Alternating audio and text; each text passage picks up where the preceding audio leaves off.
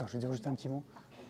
Diane et Père Alain, est-ce que vous voulez bien vous rapprocher, s'il vous plaît?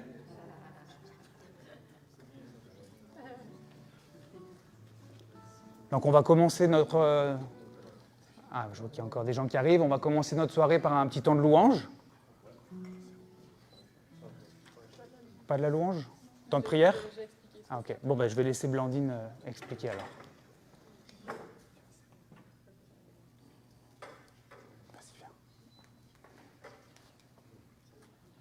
Bon bah, bienvenue pour nous. Ce soir, on va avoir quelque chose d'un peu différent de ce qu'on a normalement. Normalement, on a de la louange avec Jimmy, mais cette fois-ci, on va avoir une prière de Thésée. Donc, qu'est-ce que c'est les choses qui sont beaucoup plus méditatives. Donc, je vous invite, si vous voulez venir vous asseoir sur le tapis, vous mettre... il est ouvert? Ouais, pas plus près. Hello? Est-ce qu'on m'entend? Ah ouais, là, c'est mieux, je crois. Bon, ben, vas-y, viens voir. Alors, ce soir, comme je disais, il va y avoir une prière de Thésée. Donc, les prières de Thésée, c'est des prières qui sont beaucoup plus méditatives et qui poussent vers l'introspection. Donc, je vous invite à vraiment prendre le temps d'arriver, prendre le temps de chanter avec nous, c'est les prières qu'on chante. Comment ça se déroule, c'est qu'on va avoir plusieurs chants auxquels il y aura les paroles, vous allez pouvoir vous joindre à nous. Et après ça, on va avoir une lecture et un temps de silence pour un peu méditer sur la lecture. Puis après, on finira avec quelques chants. Donc, n'hésitez pas à venir en avant, comme j'ai dit, si vous voulez prier avec nous, et bonne soirée. Merci beaucoup.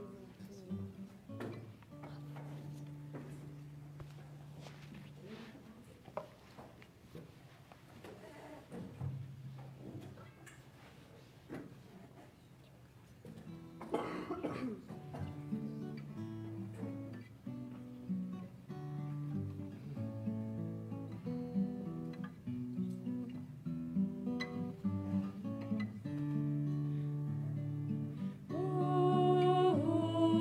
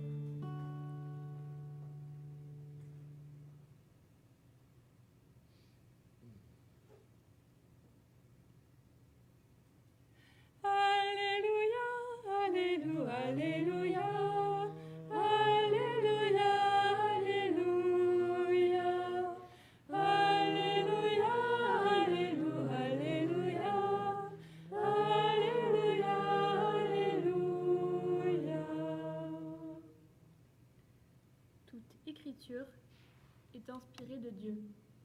Toute écriture est inspirée de Dieu et utile pour enseigner, pour convaincre, pour corriger, pour instruire dans la justice, afin que l'homme de Dieu soit accompli et propre à toute bonne œuvre. Alléluia, Alléluia, Alléluia. Alléluia, Alléluia. Alléluia, Alléluia, Alléluia. Alléluia, Alléluia.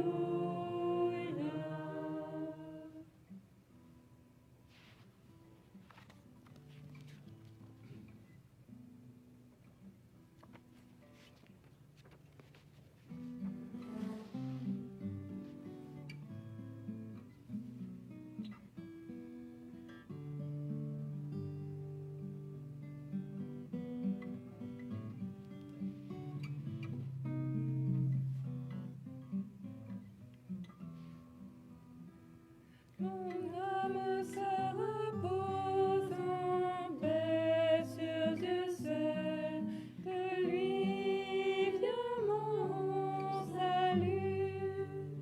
Oui, sur Dieu seul, mon âme se repose en paix. Mon âme se repose en paix sur Dieu seul, de lui vient mon salut. Oui, sur Dieu seul, mon âme se repose en paix.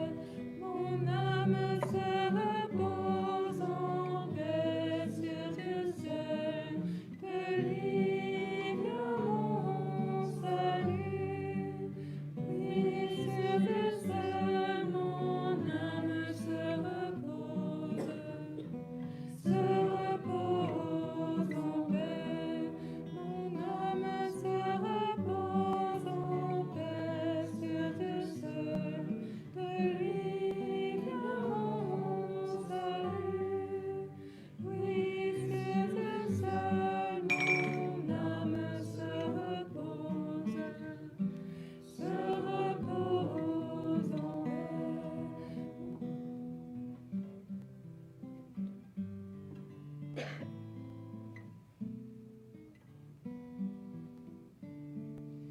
Oui, Seigneur, notre âme veut se reposer en paix, se reposer sur toi et sur toi seul.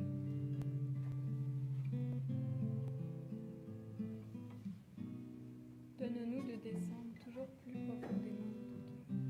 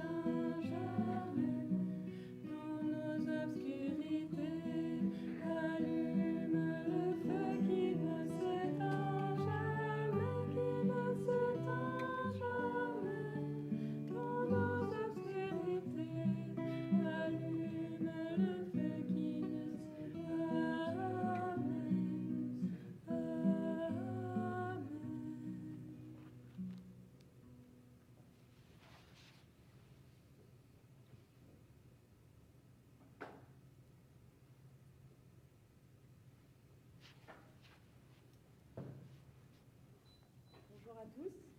Je ne sais pas si ça marche. Oui, c'est bon. Super. Donc, je voudrais souhaiter la bienvenue à tout le monde, aux habitués, mais aussi à ceux qui nous rejoignent encore une fois. Ça marche pas? Ah, ok. Et aussi à ceux qui viennent pour la première fois. Je crois qu'il y en a peu aujourd'hui qui viennent pour la première fois, mais si vous voulez lever la main peut-être, si ça vous va. Et vous présenter en quelques mots. Juste le prénom en fait. Ok, Marc et Marie-Jo. Bienvenue. Je vais laisser peut-être la parole au Père Alain qui va nous présenter le conférencier du jour. Bonsoir. Alors, on dit que le monde a commencé par le Verbe. C'est comme une allusion à la parole créatrice de Dieu. Et puis, le Verbe est devenu parole de toutes sortes de manières. On en est une parole. Et Dieu a façonné petit à petit, comme un joyau de ce Verbe, sa parole. Alors, il y a un beau chant dans la liturgie qui dit, en parlant de la croix du Christ, qui dit ce n'est pas toi qui la porte, c'est la croix qui te porte. Et je crois que c'est très beau, c'est très profond. Et c'est un peu pareil, la parole de Dieu, nous la portons, et puis en même temps, c'est elle qui nous porte, et qui nous engendre, et qui nous nourrit. Alors, au début de cette année, on est encore dans les premières conférences. Pour ceux qui étaient là il y a 15 jours, c'était Alain Roy qui nous a parlé un peu là, de l'Église puis de l'actualité. Et puis, il vous salue en passant. Et puis, il vous a même trouvé sympathique, éveillé et intéressant. Je lui ai dit que j'allais faire le message tel quel. Alors, on voulait épingler au début de l'année, au début de ce programme, quelque chose qui nous aide pour nous encourager, pour nous soutenir, peut-être pour nous aider à ouvrir ce livre et non seulement d'essayer de comprendre avec notre tête, mais aussi d'entrer de toutes les manières possibles pour nous laisser porter par cette parole. Et je crois que dans ma vie, c'est tout à fait vrai. Ça a été un travail pour moi d'entrer dans la parole de Dieu. Mais aujourd'hui, j'ai la conviction que c'est grâce à la parole de Dieu, de toutes sortes de façons, que j'ai encore la foi et puis que je peux rester vraiment connecté à la source du Christ. Alors, on a regardé parmi tous les grands spécialistes qu'on pouvait inviter, et puis nos regards et nos cœurs sont tombés sur Jimmy et puis sur Dominique. Donc, pour ceux qui viennent pour la première fois et qui ne les connaissent pas, donc Dominique est missionnaire laïque ici, dans la paroisse. Elle accompagne le groupe de la Bande FM. C'est l'épouse de François, qui la soutient de toutes les manières possibles. Quand François est là, on est sûr qu'il y a une bénédiction dans l'air. Alors, lui aussi, il y a un mystère de portance mutuelle. Fait que Dominique aussi, elle anime depuis plusieurs années, ça fait 20 ans qu'elle anime le groupe de Foi et Parole, 23 ans. Alors, un groupe de partage biblique dans des cafés, puis aussi des journées d'approfondissement, tout ça, c'est vraiment une femme de la parole. Elle fait des études théologiques, des études bibliques aussi, alors elle nous partage ce qui la fait vivre. Et puis, Jimmy, qui étudie en théologie, qui est responsable, lui, d'une des fraternités de la Bande FM, la fraternité Nathanaël. Alors, il est actif dans l'église de la Chapelle, qui est une église évangélique qui est à quelques rues d'ici, vraiment une église de frères et sœurs qu'on aime beaucoup et dont on est proche et qui sont inspirants à plein d'égards. Alors, c'est comme en stéréo ils ont préparé le message qu'ils vont nous livrer ce soir là, pour nous aider, nous accompagner, nous encourager et puis peut-être nous stimuler dans notre lecture de la parole. Alors, merci d'avoir accepté et d'avoir préparé ça avec amitié. Et je vous laisse la parole, vous organisez le temps selon ce que vous avez préparé. Merci.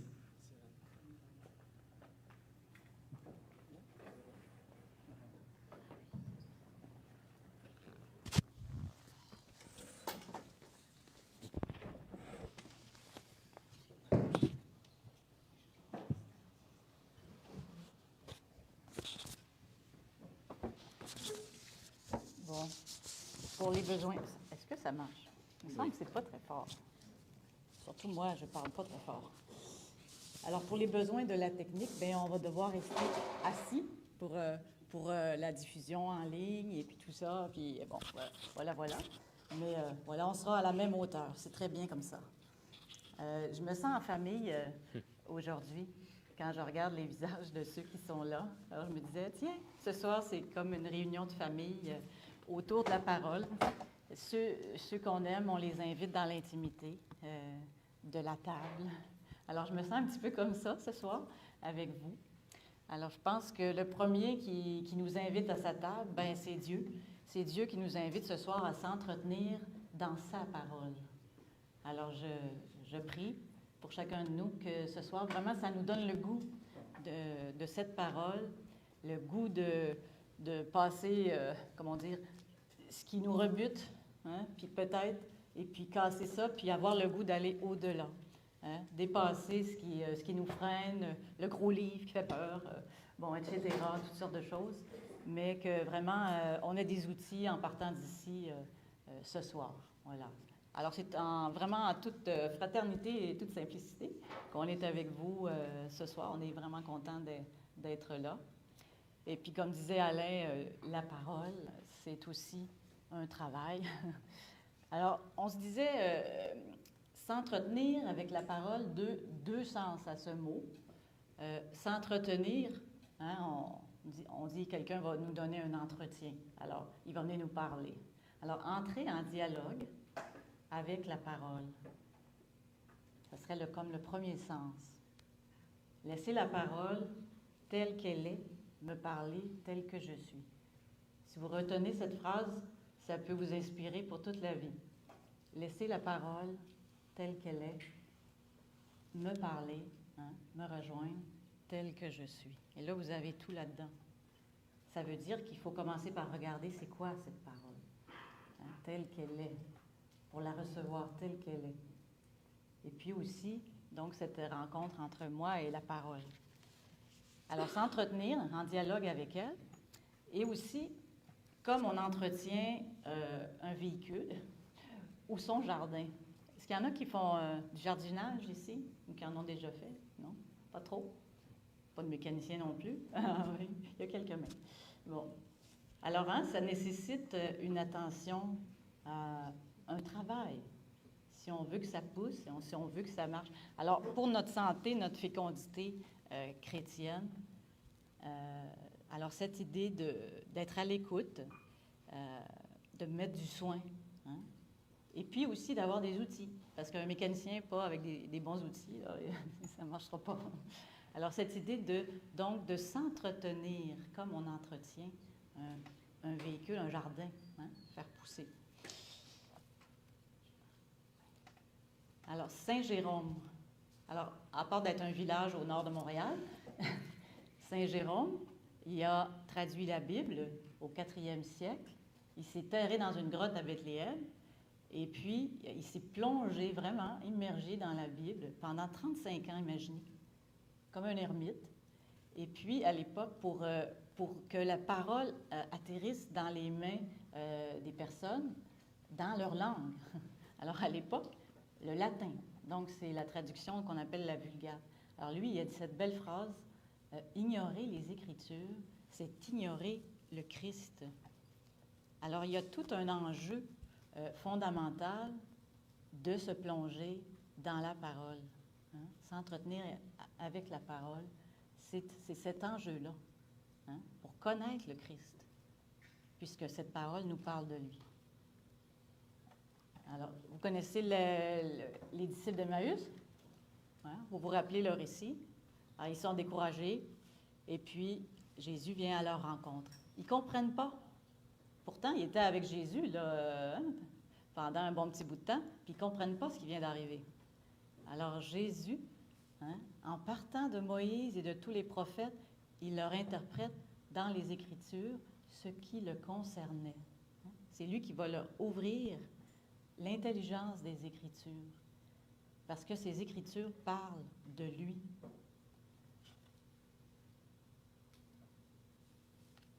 probablement que c'est à peu près juste les cathos de couloir qui connaissent ça.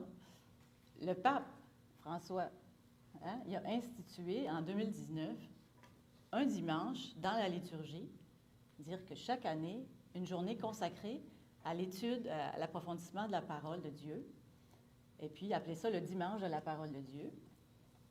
Et il écrit des choses extraordinaires, en tout cas, on pourrait aller lire ça dans une lettre. Il dit, on a besoin immense de devenir familier et intime de l'Écriture sainte, de s'en nourrir chaque jour, parce qu'on ne peut pas comprendre la mission de l'Église puis la mission du Christ dans le monde.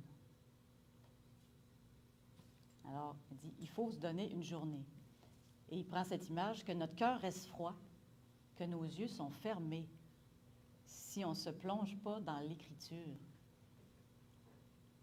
Alors, il nous interpelle il l'a placé dans le temps liturgique, pas par hasard. Pas par hasard. Je ne sais pas s'il y en a qui le savent ici.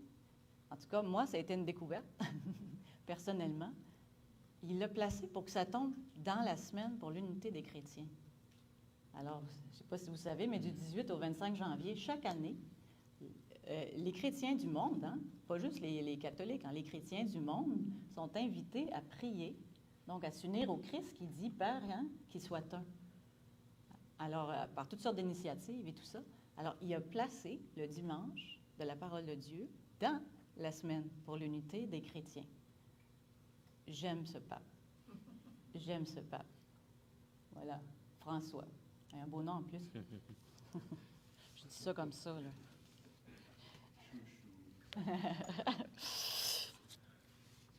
Alors, parce que la Bible, c'est le livre qu'on a en commun comme chrétien. Hein? C'est notre Bible, c'est notre livre commun. C'est le plus lu, le plus commenté, le plus traduit, le plus, on dirait en québécois, le plus tout. Hein? Le plus tout, ce livre. Hein? Mais là, je viens de dire ce livre. Mais ça ressemblerait plutôt à ça si on mettait ça...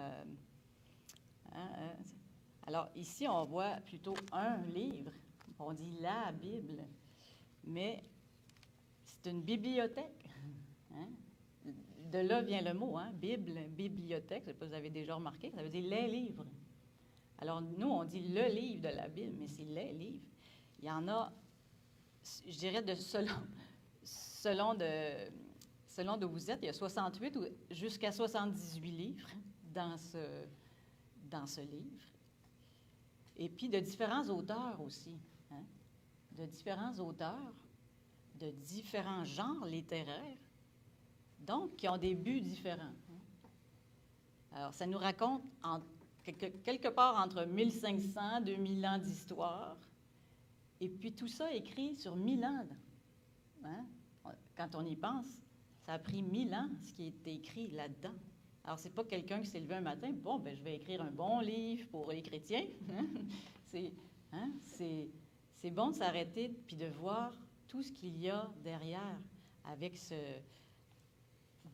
qui est rassemblé, en fait, hein, cette bibliothèque qui est rassemblée. Alors, on va dire souvent l'Ancien Testament, on pourrait dire le Premier Testament ou l'Ancienne Alliance, la Première Alliance, et le Nouveau Testament. Alors, l'Ancien Testament, donc c'est là qu'il y a beaucoup de différences, hein, selon que nous sommes protestants, catholiques ou orthodoxes. Orthodoxes en ont plus que nous, encore plus que les catholiques, des livres. Hein. Alors, il y a 39, 46 ou 51 livres qui ont été mis dedans, surtout en hébreu. Et ça, l'Ancien Testament, ben, on l'a commun avec les Juifs aussi. Hein. On oublie ça aussi souvent. Alors, on a ça en commun avec eux, qui a été écrit surtout en hébreu. Alors, qui nous parle de l'alliance entre Dieu et les hommes et les humains. Et puis, jusqu'à la promesse du Messie. Donc, c'est ce qui nous prépare à la venue du Messie. Donc, le Nouveau Testament, le Second Testament, 27 livres, c'est l'alliance nouvelle. Hein? C'est l'alliance nouvelle et définitive que Jésus a réalisée.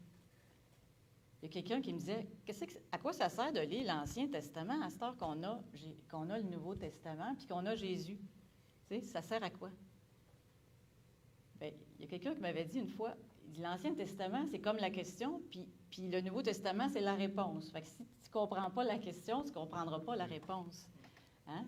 C'est comme toute cette préparation, toute cette attente, toute cette promesse qui est dans l'Ancien Testament, qui fait qu'il y en a qui ont reconnu en Jésus le Messie, hein? Celui qui était attendu. Alors, il y a toute cette période de préparation, d'attente du peuple pour qu'arrive Jésus. Hein? Il n'arrive pas comme ça. Alors, pour nous, c'est important d'approfondir l'Ancien Testament pour comprendre qui est ce Jésus. Hein? Qui est ce Jésus qui réalise l'Ancien Testament.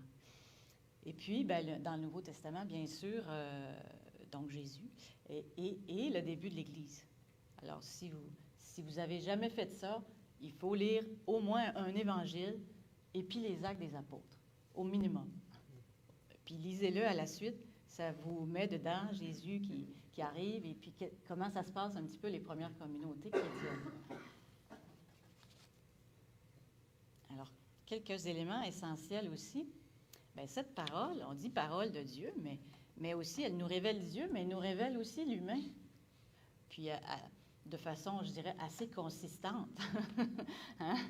Parce que là, on se dit, s'il avait voulu embellir, il se serait mis un petit peu mieux à leur avantage. Hein? Souvent, c'est pas très reluisant là, pour nous humains, là, ce qui est décrit dedans. Je ne sais pas vous, mais des fois, c'est même très choquant. Hein? Alors, notre histoire humaine est là aussi, puis il y a quelque chose qui nous parle, qui nous révèle aussi qui nous sommes, pas juste qui est Dieu. Alors, une révélation de Dieu et de l'humain à travers l'histoire d'un peuple, hein, Israël, puis à travers l'histoire des premières communautés aussi chrétiennes. Alors, cette parole transmise, vécue, interprétée en Église, c'est quelque chose qui doit se partager. Déjà, ce qu'il y a là-dedans, c'est du vécu qui a été écrit. Hein? C'est ce qu'ils ont vécu. Alors, si nous, on veut se plonger là-dedans, il faut aussi qu'on la vive, et puis qu'on la vive ensemble. Alors, interprétée, transmise et vécue en Église. Alors, ça, c'est le point. On dit que les Écritures sont inspirées par l'Esprit Saint. Est-ce que ça veut dire que nous sommes une religion du livre et nous croyons qu'il y a quelqu'un qui a reçu ça dans son oreille et puis que c'est 100% pur, là, voilà, sous dictée, hein? Il y a quelqu'un qui m'a mis ça dans l'oreille et puis moi, je faisais juste écrire. C'est pas ça qu'on dit, hein? C'est pas du 100% pur, mais tous ces auteurs, tous ces humains, hein, étaient habités de ce désir de Dieu, de cette rencontre de Dieu, et ils ont écrit, ils nous ont partagé ce qu'ils ont vécu avec Dieu. Hein? Dieu qui a inspiré ce texte à travers la vie des personnes. Et puis, je vais vite, je vous dis à peu près tout ce qu'on dit là, chaque point, on pourrait passer une rencontre dessus. Mais voilà, je voulais qu'on ait quelques éléments quand même importants.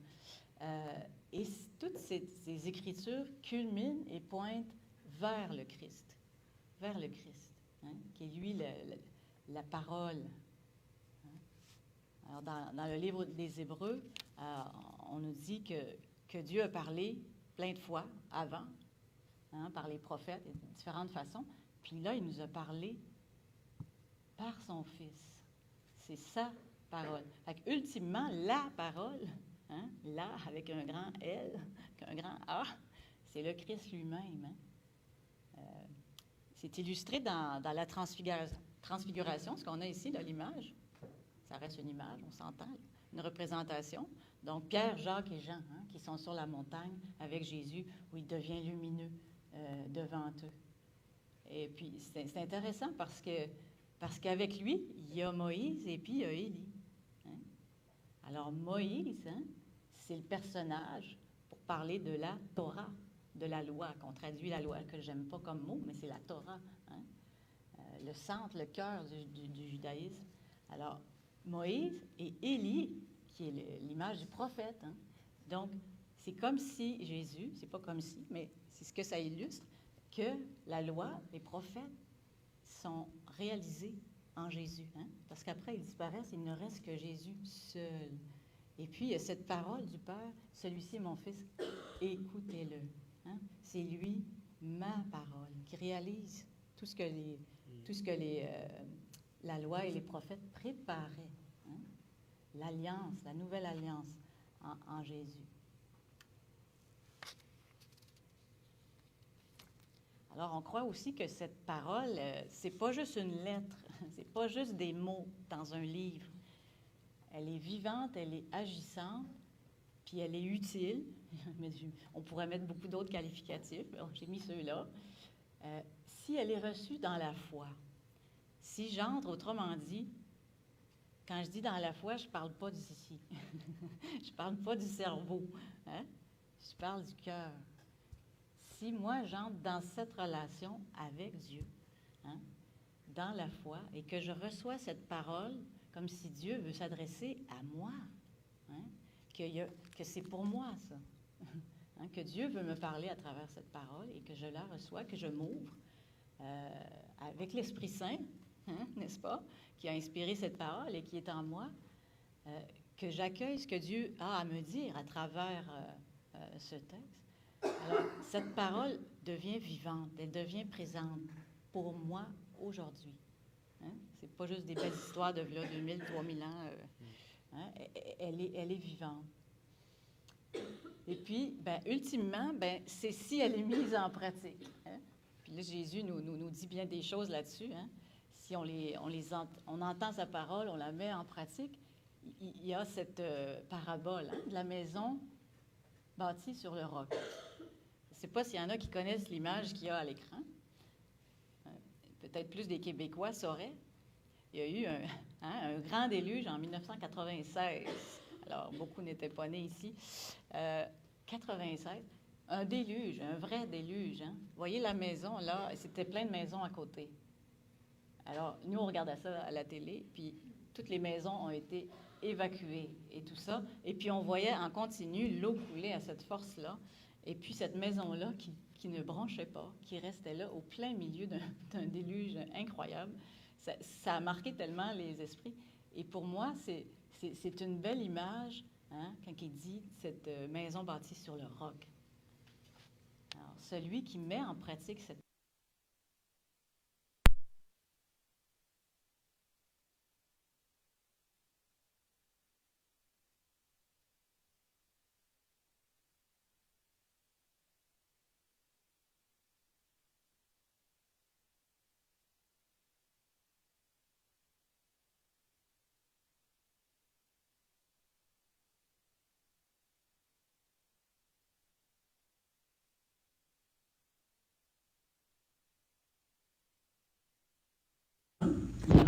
Et voilà, c'est aujourd'hui, elle est toujours là. Et puis c'est que un gros cap de roche qu'on voit sous elle, puis il n'y a plus rien autour. C'est vraiment, c'est frappant. Si vous allez au Saguenay, vous allez vraiment aller voir. Et puis il la garde justement comme rappel de cet événement. C'est vraiment un symbole fort pour moi, en tout cas, cette maison sur le roc, bâtie sur le roc, et qui a traversé un déluge. Alors, Jésus nous dit que nous sommes comme cette maison sur le roc si nous mettons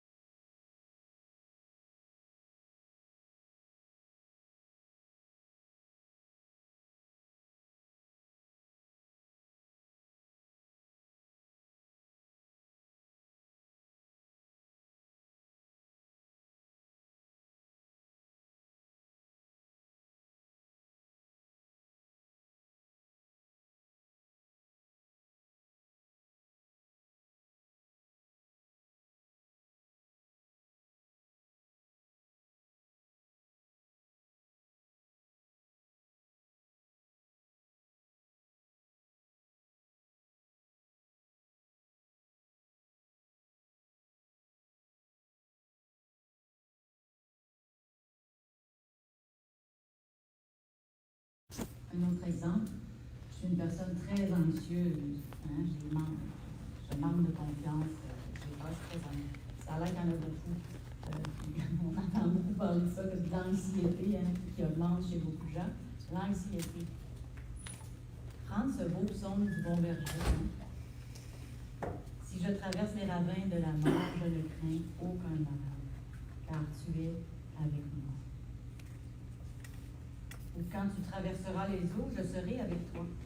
Les fleuves ne te submergeront pas. Isaïe 43. Je nous en donne un autre, mais c'est plein comme ça. C'est plein.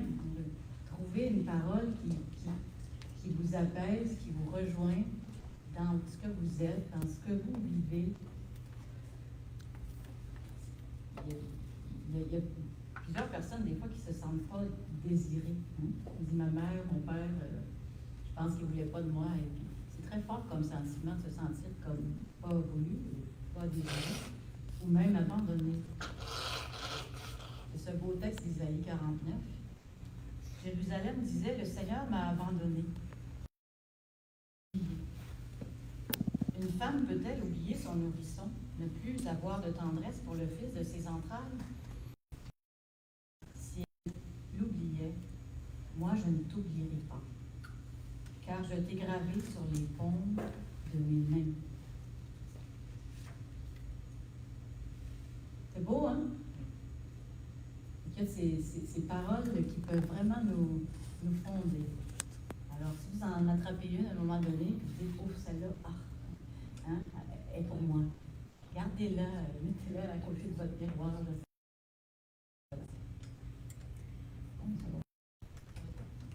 C'est bon?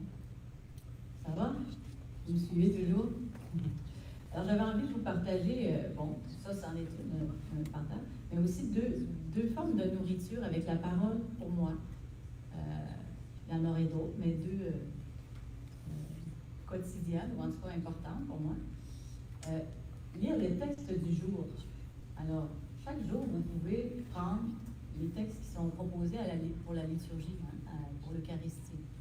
Alors, vous pouvez le recevoir dans votre boîte courriel, vous pouvez aller sur des applications, on en parlera tantôt. Il y a plein de façons de l'avoir chaque jour.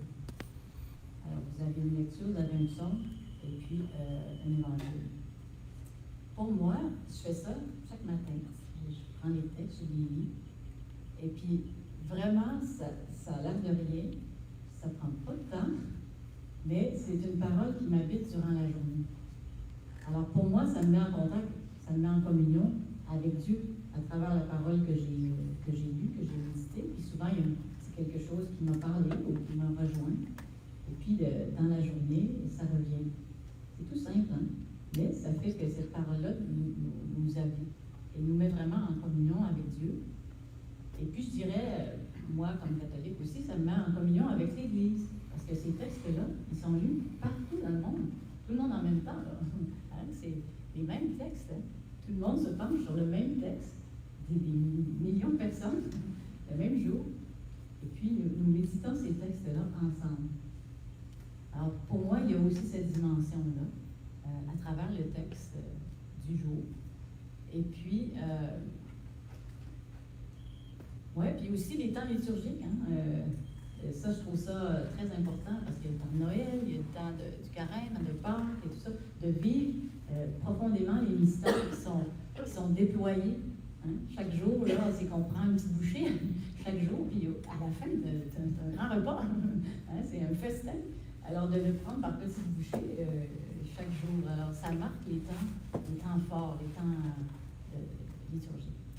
Et puis, le deuxième, bien sûr, le groupe biblique. Alors, pour moi, ça fait 23 ans, le groupe Foi et Parole. On a démarré ça avec la Bande des Femmes, alors le groupe biblique de la Bande des Femmes. Et puis, franchement, pour moi, c'est une manière de me nourrir. Parce qu'on pourrait dire, je donne beaucoup, ou je prépare plein de choses, ou je ne sais pas quoi, mais moi, je reçois tellement à faire ça. C'est-à-dire que plus que je donne, et plus je creuse la parole, et plus que je creuse, et bien plus que j'ai envie de donner.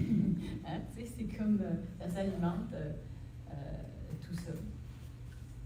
Alors le fait de donner, de creuser, moi, m'apporte énormément. Et puis ça me donne le goût de... Je découvre des choses, puis je dis, waouh, il faut donner ça, il faut le partager. Et puis, en partageant aussi, parce que dans le groupe biblique, il y a des moments d'échange entre nous, tu sais, sur le texte, qu'est-ce que ça résonne chez moi, qu'est-ce que je reçois là-dedans. Et puis, le fait de le partager ensemble aussi, ben, justement, le texte, moi, franchement, je voyais un petit bout au début, puis là, lui a partagé, puis elle a partagé, puis lui a partagé. Et puis, au final, je dis, oh là là, je n'avais pas vu tout ça dans le texte. Alors, ce que chacun voit, c'est un peu comme un diamant, hein, il y a plusieurs facettes.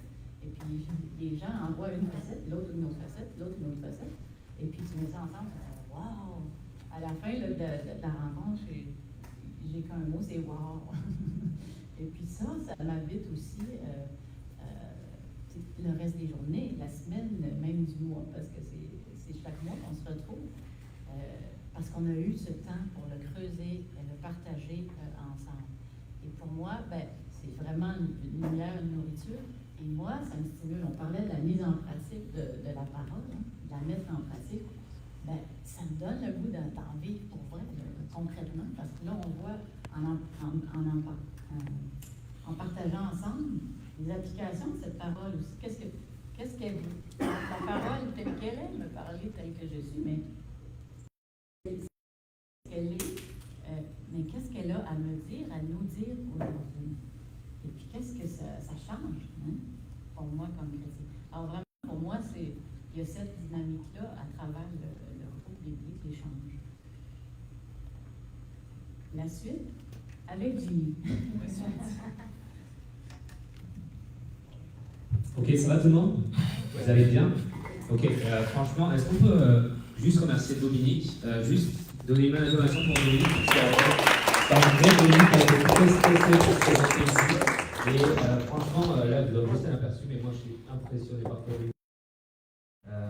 26 ans, 23 ans à faire des groupes bibliques et à les entretenir et à être là constamment. Si ça, c'est pas un engagement de foi et de constance, c'est. Enfin, merci pour ton témoignage. Je pense que moi, ce que je vais partager, je vous parle un peu de ma vie, c'est bien, mais en vrai de vrai, l'exemple que tu nous montres en tant que personne, avec le temps, c'est juste un privilège d'avoir des personnes comme toi aujourd'hui, comme François, comme Alain, qui sont engagés, comme Emmanuel, qui sont engagés, qui le font. Et merci. Moi, j'espère que dans 20 ans, je pourrais parler comme toi et dire, moi aussi, j'ai fait un groupe, et puis en fait, c'est juste normal. Non, c'est pas normal. Donc, merci de le faire. Si je dois parler ce soir, pourquoi j'ai aimé cette intervention? Déjà parce que, et vouloir vous en parler, parce qu'en fait, moi j'ai grandi dans une famille chrétienne, et si tu veux, quand tu grandis dans une famille chrétienne, en fait, tu vas à l'église tout le temps, et on te dit, il faut que tu lises ta Bible, ok? Donc, moi on m'a dit, il faut que tu lises ta Bible, sauf que j'avais pas envie de lire ma Bible, parce que quand tu ne crois pas en Jésus de base, tu ne veux pas lire ta Bible. Mais j'avais le privilège d'avoir ma maman qui, le soir, avait une grosse Bible, en fait, avec plein d'illustrations, et me lisait cette Bible. Donc, au final, c'était mes histoires avant de dormir. Moi, mes histoires, ça a été David et Goliath, ça a été Noé, ça a été tous ces chefs-d'œuvre bibliques, en fait. Et même si je ne croyais pas en Dieu à ce moment-là, j'aimais bien quand même ces histoires. Au moins, comme ça me faisait quelque chose de cool avant de m'endormir. Donc, j'avais toutes ces histoires. Pourquoi ça? Parce qu'en fait, c'est là où la parole a commencé à infuser dans ma vie, en fait. Et puis, après, je grandis, je continue à servir à l'église, et je ne suis pas forcément encore croyant, mais à ce moment-là, mon responsable de jeûne me dit, Jimmy, si tu veux servir à l'église, il faut que tu commences à plus lire ta Bible. Ok, j'ai 16 ans, et il me dit, il faut que tu lises ta Bible. Le truc impossible, parce qu'en vrai, ouvrir ça à 16 ans, soit tu es un extraterrestre, soit tu es vraiment convaincu que c'est la bonne chose, mais moi, c'était très dur pour le faire. Et il me dit, mais tu veux servir, prie et lis ta Bible. Okay. Donc, comment je lis ma Bible?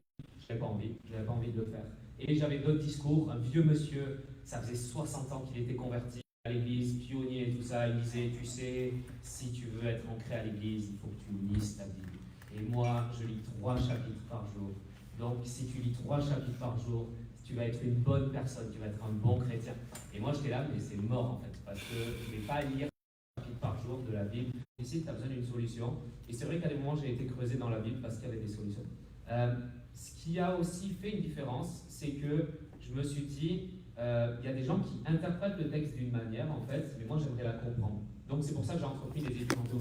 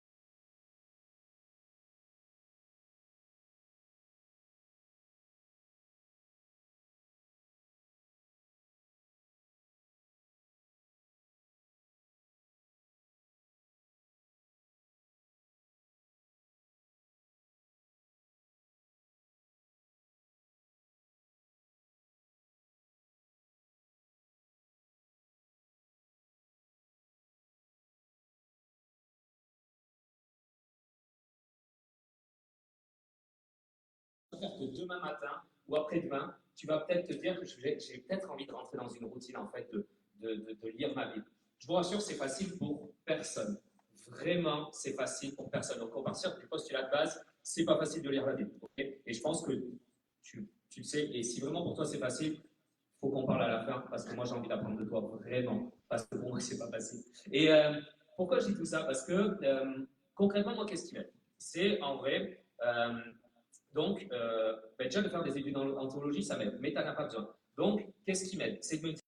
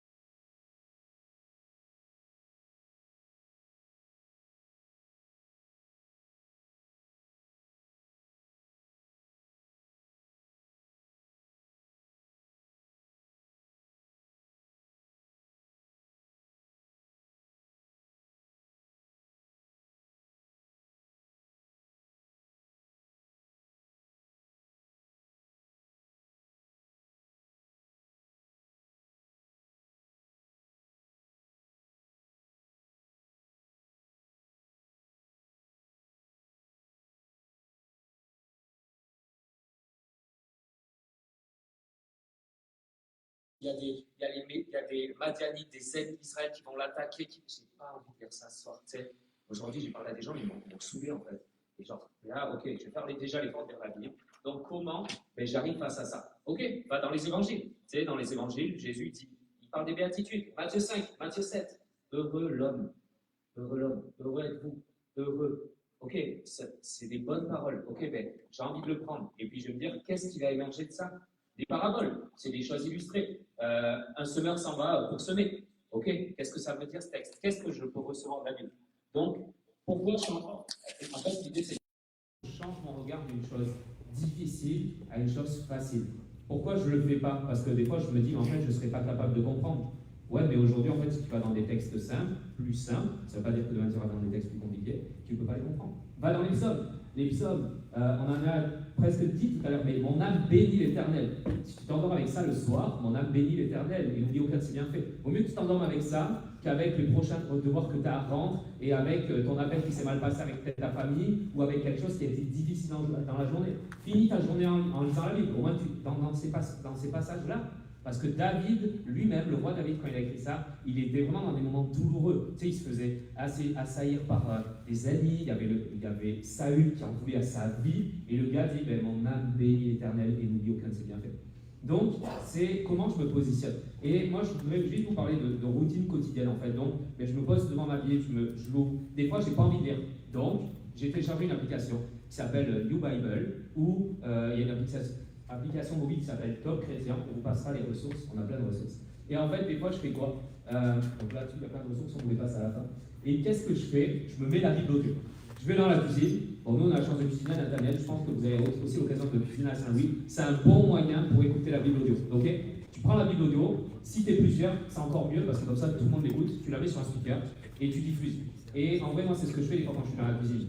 Et là, ça me lie avec la voix que je choisis. Donc, soit une dame très gentille, soit un monsieur un peu robotique, soit un gars un peu vieux, mais ça passe quand même. Et tu lances ta Bible audio et ça lit ta Bible audio. Et en fait, quand j'écoute ça, ça me fait du bien. Parce qu'en fait, je suis en train de tailler mes tomates.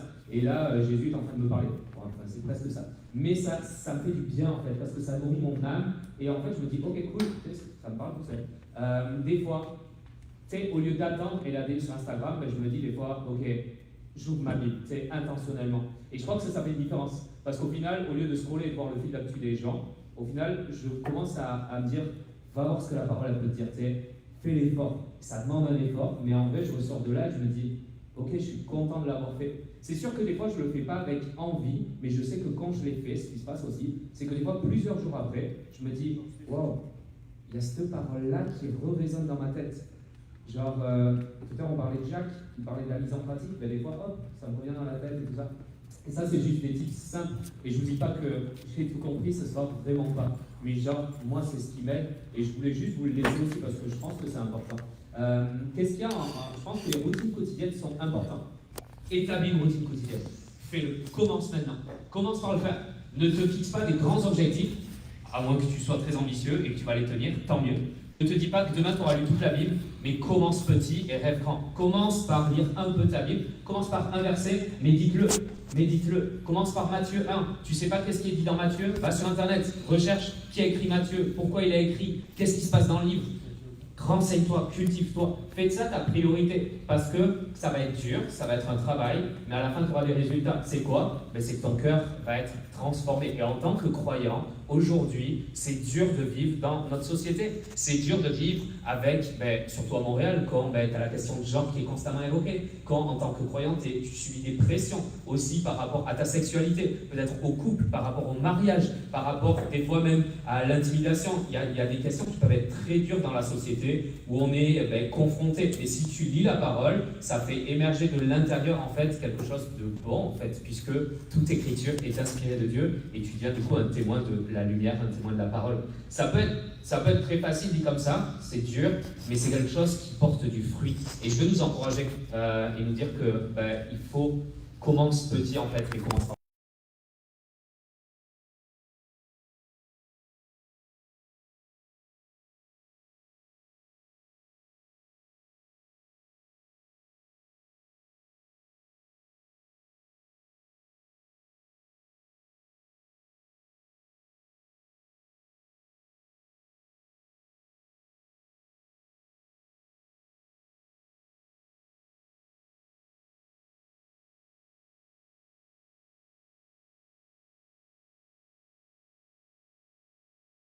nous, on fait ça par exemple, tu viens dans ton groupe, tu t'assois et tu commences à partager autour d'un verset et tu laisses infuser la parole.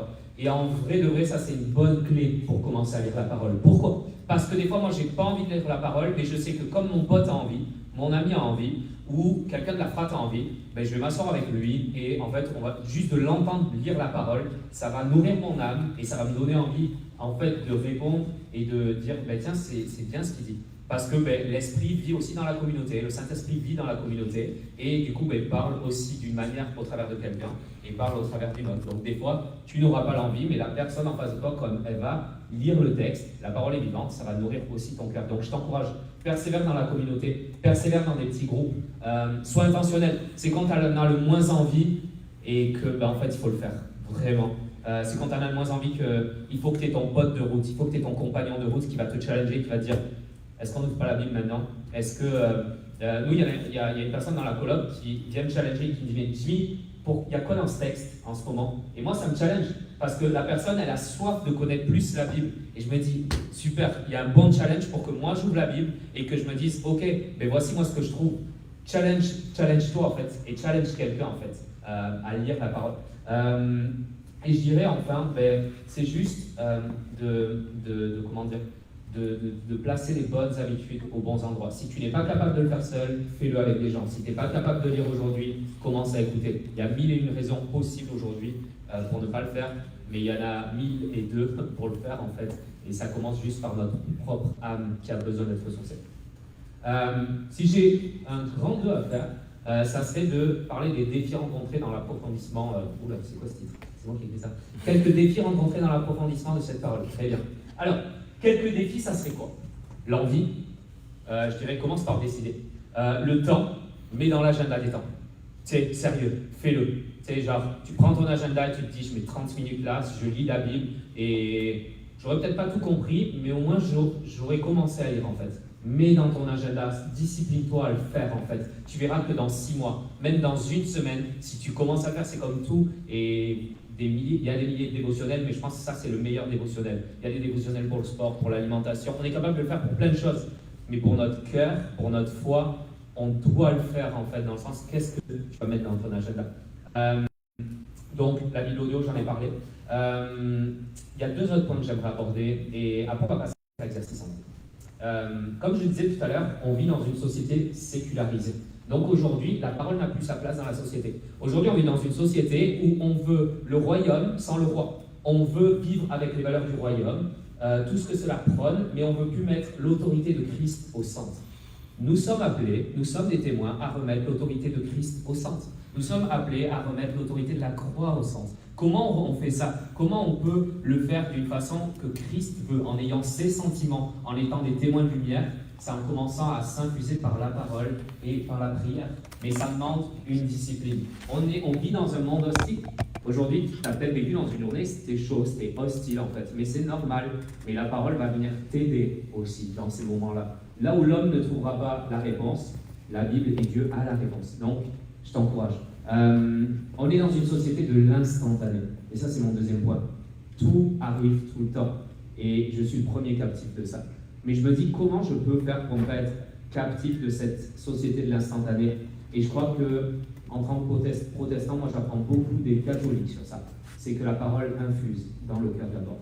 Nous, on a une culture chez les protestants, c'est pas pour faire des distinctions, mais c'est ce que j'apprends en fait, et c'est ce que j'apprends depuis 3 ans à la Pâte. On est beaucoup dans l'adoration, c'est la déclaration. En gros, on va nous dire qu'il faut intercéder fort, qu'il faut prier fort, qu'il faut chanter fort. Vous l'avez vu, je fais des chants parce qu'on veut être dans la réjouissance. Mais je trouve que chez les catholiques, ce qu'il y a de bon, et ce que je suis vraiment, j'ai envie d'apprendre ça, c'est laisser infuser la parole. Laisser, comme on a fait tout à l'heure, et merci à l'équipe qui a préparé ce temps, c'était bon en fait. On laisse infuser la parole. Et en la laissant infuser, en méditant, en la mâchant, comme une vache qui a plus de, je crois que 7 estomacs, et qui rumine la parole en fait. Il faut apprendre à ruminer parce que c'est ce qui va donner une racine à notre vie en fait. Et c'est ça l'idée ce soir. Où est-ce que tu veux voir tes racines? C'est ça le message en fait.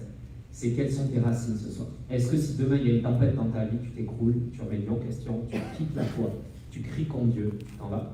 Ou est-ce que tu vas être comme cette maison qui reste ancrée et qui, puis des années après, même s'il y a une grande tempête, est restée ancrée? Vous savez, Jésus, dans une parabole, Jésus dans Jean 15 parle du sarment et il dit je suis le sarment, je suis le cèpe en fait. Il faut que vous soyez attachés à moi. Ok? Et c'est ça la parole, c'est il faut qu'on soit attaché au sarment. Et quand Jésus dit ça, il dit le vigneron vient prendre le fruit. Le vigneron, c'est le Père. Et ne concentre pas tes efforts sur ce que tu produiras. Concentre tes efforts sur le Christ seul, sur ce que lui veut pour toi. Parce que tu es appelé à avoir des racines profondes en fait. Demain, s'il y a une maladie, tu fais quoi? Tu quittes la foi? Demain, si tu as un décès dans ta famille, tu renies Dieu, tu quittes la foi? Je ne sais pas ce que tu feras, mais je veux t'assurer, et c'est valable aussi pour moi, que si on place notre confiance et notre foi dans la parole et dans Dieu en fait, et qu'on cherche à le comprendre plus, on aura les clés pour être enraciné. Et pour dire qu'au jour du malheur, je me réjouis en fait. Au jour de, peut-être que tu vas avoir des enfants bientôt, peut-être que tu vas être marié bientôt, peut-être que tu auras des petits-enfants, des familles, peut-être que tu vas avoir une grande responsabilité dans ton travail. Quelles seront tes racines? Est-ce que tes racines seront en Christ ou pas? Et je veux t'encourager. Dernier point, après ça on passe à l'exemple. Il faut que tu saches que, comme l'a dit Dominique, elle a très bien apporté ça, c'est qu'il y a un langage, un contexte culturel, un contexte historique, des fois qui peut te paraître étranger. Attention à faire bien attention à ça. Tu sais, des fois, quand tu lis l'Apocalypse, ben, en fait, si tu étudies bien l'Apocalypse, tu te rends compte qu'en fait, c'est une lecture poétique. Donc, c'est très symbolique. Et donc, ben, quand, par exemple, est-ce que la marque de la bête, ben, on te parle de la main et du front, qu'est-ce que ça veut dire, ça? Tu sais, on te parle des 144 000 élus. Ok, tu lis ça, tu te dis, mais est-ce que moi, je ne suis pas élu? Ok, mais là, ça nous demande d'aller chercher. C'est un langage poétique, alors qu'il y a des langages historiques. Creuse ça. C'est pour ça que tu dois apprendre à discerner ça aussi. Attention à ne pas avoir une lecture trop littérale. Attention, le texte est bien mis dans un contexte. Et donc, c'est important d'aller chercher ça aussi. Et comme nous l'a dit Dominique, il y a plusieurs livres, donc plusieurs couleurs. Et pour faire une œuvre d'art aussi, c'est bon de mettre différentes couleurs. Donc, c'est pour ça qu'on ne peut pas juste rester monochrome dans la lecture de notre Bible. Sinon, on oublie en fait les autres livres. Vous savez, ma grand-mère, ce qu'elle aimait faire, c'était lire la Bible. Mais en fait, elle lisait que le Nouveau Testament. Parce qu'elle disait que l'Ancien Testament, elle ne comprenait rien, que ça lui faisait trop peur. Mais c'est dommage. Donc, ça veut dire que ça, c'est le Nouveau. Et ça, c'est l'Ancien. Et ça veut dire que dans sa vie, elle n'était pas l'Ancien en fait. Et je me suis dit, mais non, moi je veux apprendre les deux en fait, parce que les deux sont complémentaires. Comme disait Dominique, l'un est ancré dans l'autre, et l'autre est ancré dans l'un, puisque dans le nouveau, tu as juste l'accomplissement du Christ qui vient, qui se révèle à toi, au pécheur, que l'on est en fait, et qui nous donne la vie. Sur ces belles paroles, je veux qu'on fasse un exercice ensemble par rapport à tout ça. Donc l'idée c'est quoi maintenant? On a 10 minutes. On va se mettre en groupe de 2 ou 3. Et je veux que tu puisses parler sur 2 questions. Je ne sais pas si on les a affichées, les questions. Ok. Donc l'idée, ça va être quoi? Voilà, il y a 3 questions qui s'affichent. Ok. Je veux que tu te mettes avec une personne qui est à côté de toi. Voilà, vous faites des groupes de 2, 3. Et que tu commences à parler sur ces différentes questions. Ok, c'est bon. Les questions, je les lis et après on se met en groupe. Ça va? Ok. Donc, première question, c'est quoi ta routine de la lecture de la parole? Deuxième question, c'est quoi tes blocages pour la lire? Troisième question, de manière concrète, qu'est-ce que tu mets en place dès ce soir pour changer tes habitudes ou les amener plus loin par rapport à ce que Dominique ou moi avons partagé? C'est bon pour tout le monde? 10 minutes, on fait ça, on se retrouve après.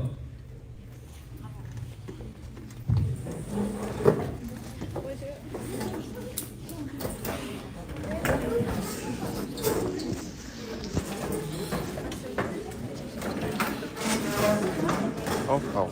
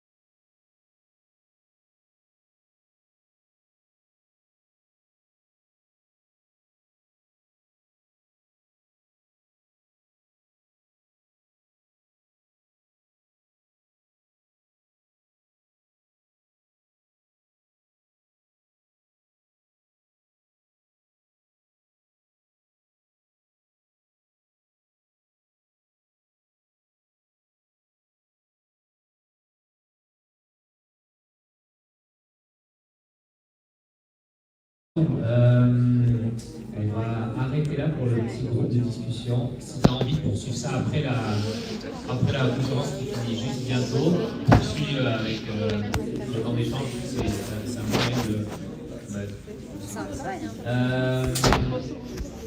J'espère que vous avez des bons temps d'échange et de discussion ensemble. Je vais repasser la parole à Dominique qui va vous présenter maintenant des outils en fait pour approfondir la parole de Dieu. On a référencé différents outils sur cette feuille-là. Il y a une copie pour tout le monde. Vous pouvez venir la chercher à la fin, dans quelques minutes. Et il y a aussi une illustration un peu de ce que, Dominique pourra vous en dire un peu plus, le verbe en fait sur la parole, avec différentes illustrations de l'histoire de la Bible. Ces documents sont ici, vous pouvez venir les prendre à la fin. Je repasse la parole à Dominique qui a fait un petit survol de ce qu'on a fait.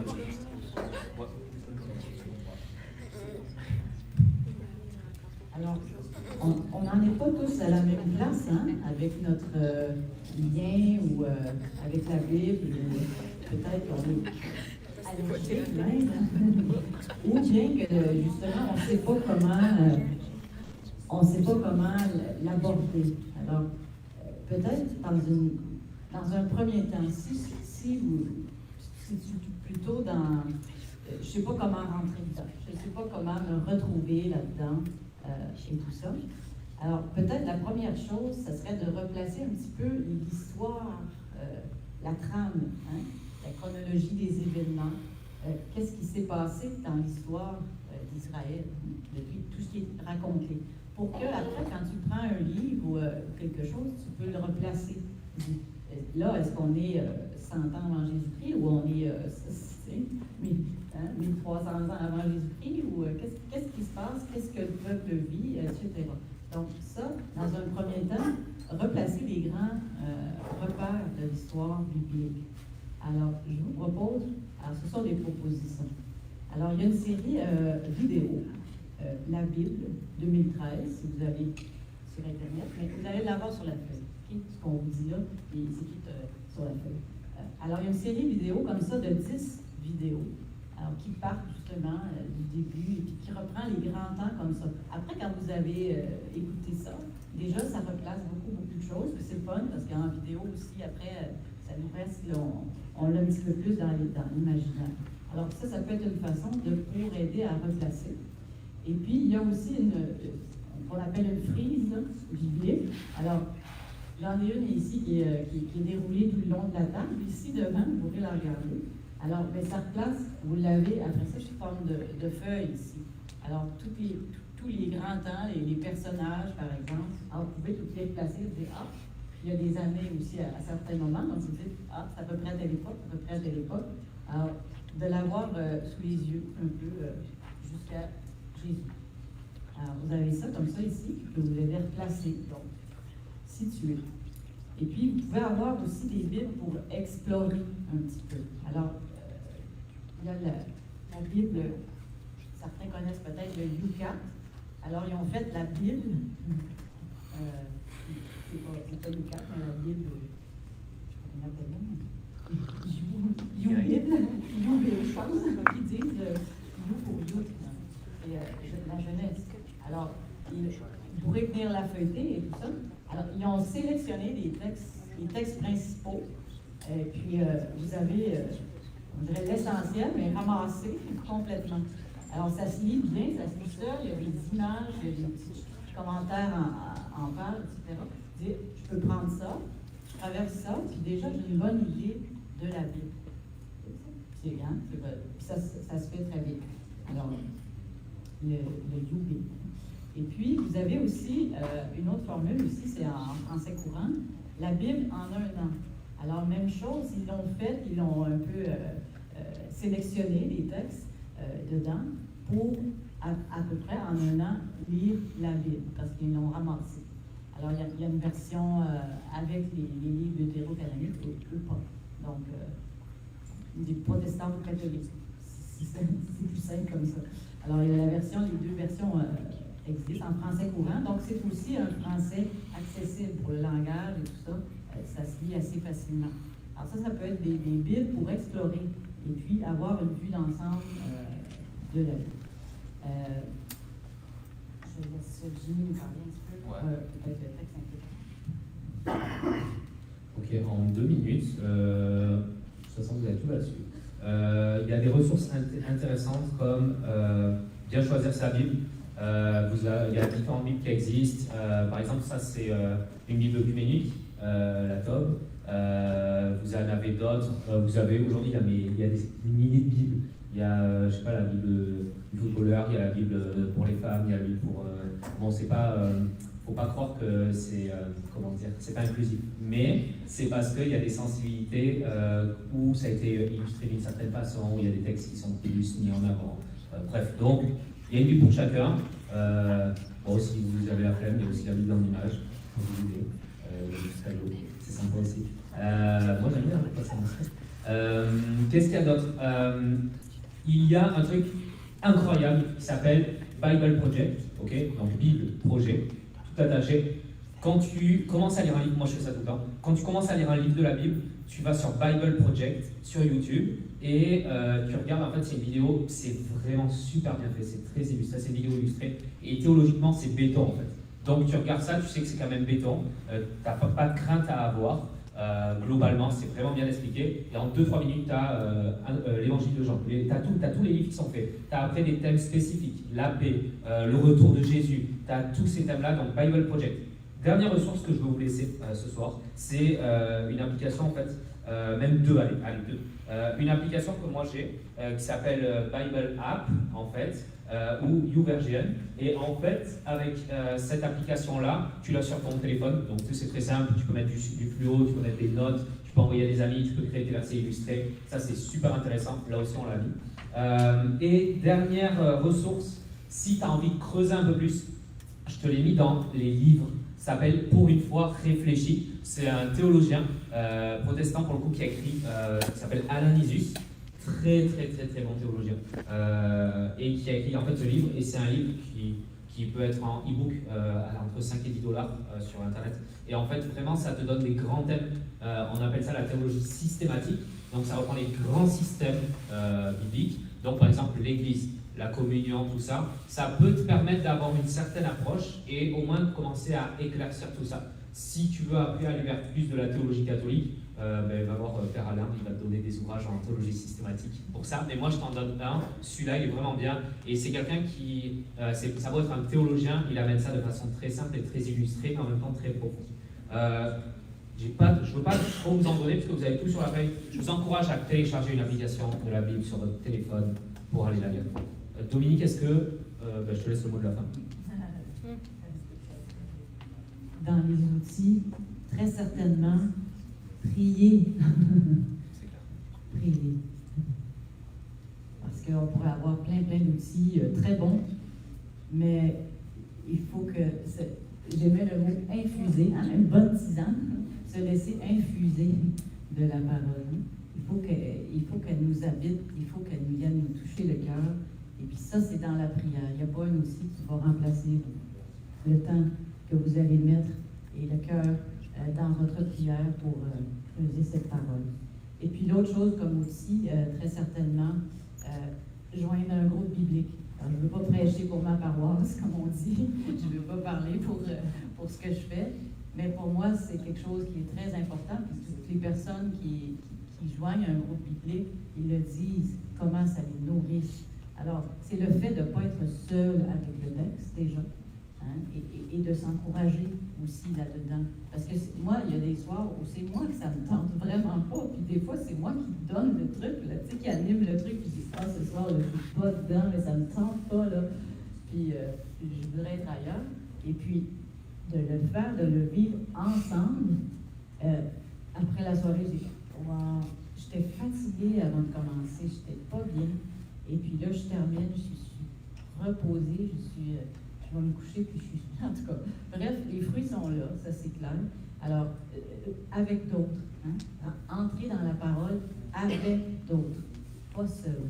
Ça, je vous encourage beaucoup à le faire. Alors, trouvez votre groupe, mais trouvez-en un, ça va vous aider. Alors, c'est la conclusion, hein? Alors, tout ça pour nous dire qu'on est appelé à s'entretenir avec la parole.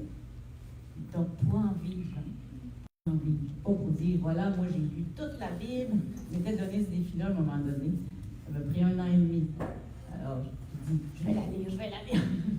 Je vais l'avoir lu au moins une fois, ben, au complet. On vous dit qu'il y a des bouts, c'est plus difficile. Ben, c'est pas à force juste de volonté. Alors, mais vraiment pour en vivre. Alors, il y a des choses très intéressantes là-dedans. Alors, Jésus nous dit, l'homme ne vit pas seulement de pain, mais de toute parole qui sort de la bouche de Dieu.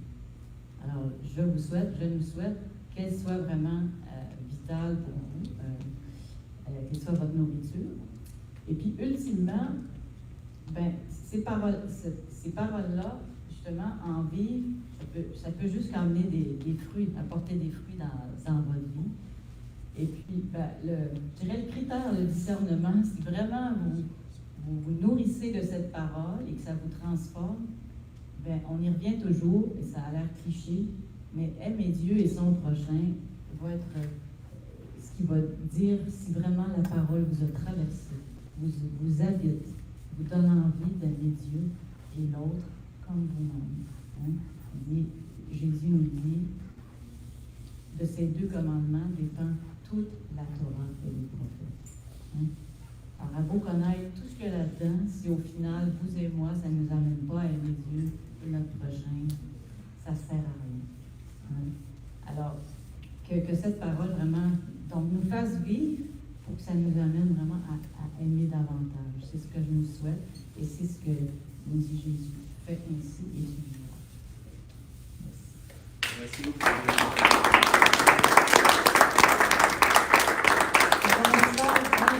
On espère que ça vous a donné le goût de la parole, au moins la curiosité un petit peu, et puis des outils. Donc, on veut vous laisser vraiment cette feuille-là avec toute cette liste d'outils où vous pourrez aller et la prise. Puis, ben, nous, on va être là ici pour venir nous voir, comme on dit, discuter. Alors, on ne pensait pas tant prendre un grand temps de questions, mais si c'est une question, vous pouvez répondre, mais plutôt vous inviter à venir voir, regarder des choses qu'il y a ici, puis des questions peut-être plus personnelles, ou voilà. Puis sinon, on va tout doucement terminer. Est-ce que tu veux... On avait cette discussion, pourquoi est-ce qu'il y a plusieurs versions de Bible? Pourquoi est-ce que plein de personnes ont réécrit un peu la Bible à leur manière, quoi? Pourquoi il y a plein de versions de Bible? Wow! Je ne sais pas comment répondre à ça. Pourquoi il y a plein de versions de Bible? Parce qu'en fait, il y a un seul et même texte qui demeure, mais le texte n'a pas été réécrit, c'est la forme qui a changé. Donc en fait, quand l'évangile de Jean sera le même dans la Bible, mais pourquoi il y a plus... Quand tu parles de plusieurs Bibles, il peut y avoir soit la Bible, comme je disais tout à l'heure, du surfeur, du Komosa, et après sinon, ben, s'il y a plusieurs versions, c'est parce qu'il y a eu plusieurs, appréciations en fait, du texte. C'est-à-dire que si tu veux, à des moments donnés dans l'histoire, en 1910, il y a un gars, il s'appelle Louis II, il a interprété les textes hébreux, grecs et tout, avec le français de l'époque, mais aujourd'hui, en 2020, il y a des gens, il n'y en a pas eu en 2020, mais 2010 par exemple, ou 2000, il y a des gens, ils se sont retrouvés et ils ont dit, ok, il y a du langage qui n'est plus approprié, comment on revient à la source et on réécrit avec des mots qui sont proches du texte, le plus fidèle, et qui vont correspondre aux gens. Donc, je ne sais pas si ça t'aide, mais globalement, grossièrement, c'est ça. L'hébreu, c'est une langue poétique aussi. Fait qu'il y a plein d'interprétations pour faire saisir le sens. Alors, les différentes traductions prennent des options. Il y en a qui c'est plus littéraire, il y en a qui sont plus faites pour être lues en public. Par exemple, les textes de la liturgie. C'est plus simple, c'est plus facile à écouter. Il y a des versions qui donnent des trucs assez délirants comme Chouraki. C'est un juif qui tripait, lui, sur les doubles, les triples, les quadruples sens de tous les jeux de mots en hébreu. Tu arrives, tu traduis ça en français ou tu traduis ça dans l'autre. Ça ne marche plus. Alors lui, il essayait de donner ça, mais c'est illisible en public. La miséricorde, ça devient les entrailles matricielles. Bon, c'est une option, écrire ça dans une traduction, puis si c'est pour être lu devant, ça ne marche pas dans un autre mot. Donc, chaque Bible a ses options, et puis, parce qu'à cause de ces possibilités d'interprétation. Oui, c'est ça. Alors, la TOP, par exemple, ils se sont équipés pendant, je sais pas, une décennie ou deux, équipés, ils ont discuté fort, ils ont fait plein de recherches pour arriver à une traduction qui fait place un peu à toutes les grandes interprétations chez les évangéliques, chez les orthodoxes. Oui, c'est ça. C'est Alors, un effort, et c'est ça là, qui est intéressant pour la TOP. TOP, c'est traduction écuménique de la Bible. Alors, protestants, catholiques, orthodoxes, tout le monde a passé dedans, se sont entendus pour une traduction, ce qui est intéressant. Là. Et alors, avec le texte final, on se rallie, on dit oui, c'est fidèle au texte. Alors, c'est un grand exercice qui a été fait là, à ce moment-là. Ben, c'est ça, souvent, des mots, surtout en hébreu, là, des fois, ça a 3, 4 sens. Là. Alors, c'est sûr que tu essaies de tenir compte de tout le contexte pour la traduction, etc. Bon, en tout cas, on ne veut pas être trop dans le technique là, ce soir, c'était moins l'idée. Là. Mais à la rigueur. Une petite annonce parce que le groupe biblique, bon, alors commence lundi qui vient. Alors, si jamais tu as envie de te joindre, alors ça se passe en ligne. Alors, le thème de cette année, c'est sur le Père. On veut creuser le Père dans la Bible. Comment il s'est révélé? Hein? Comment, tranquillement, on a compris que Dieu était un Père. Hein? Aujourd'hui, l'Évangile, c'est ceux qui ont lu les textes, hein, c'est de notre Père. Jésus apprend-nous à prier. Il nous dit notre Père. Dites notre Père. Alors, s'arrêter sur qui est le Père. Alors, cette première rencontre sera un texte de Jean qui dit montre-nous le Père. Alors, c'est le texte qu'on prendra. Probablement que si vous êtes sur la liste d'envoi, j'en profite pour le lire, les envois, et bien, vous recevez les informations, vous pouvez vous pencher. Et puis, vous êtes bienvenus, puis il ne faut pas être des spécialistes de la Bible, c'est vraiment avoir juste envie d'échanger sur un texte ensemble. Bien, merci. Merci beaucoup à vous. Merci. J'avais une petite carte de remerciement, mais c'est moi qui me suis trompé. Il y avait une seule carte. On voulait séparer en deux pour chacun de nous. Chacun notre tour. Merci. Comme le trophée, comme Stanley, ils auront chacun Alors, je pense qu'à la fin, chacun pourra récupérer des feuilles, là, les conseils pratiques. C'est ça, hein. On le fera après. Et moi, une petite information, la prochaine soirée Vendée-Femme, donc ça sera le 25 octobre. Et le thème, ça sera réfléchir sur ma foi, par où commencer. Donc c'est Jonathan Boulian, un consacré de la communauté du chemin neuf, qui viendra nous parler de ce thème-là. Voilà. Et pour ceux qui sont nouveaux ce soir, merci de bien vouloir rester pour nous laisser vos coordonnées, afin qu'on puisse vous transmettre justement les informations sur les prochaines soirées de la Vendée-Femme.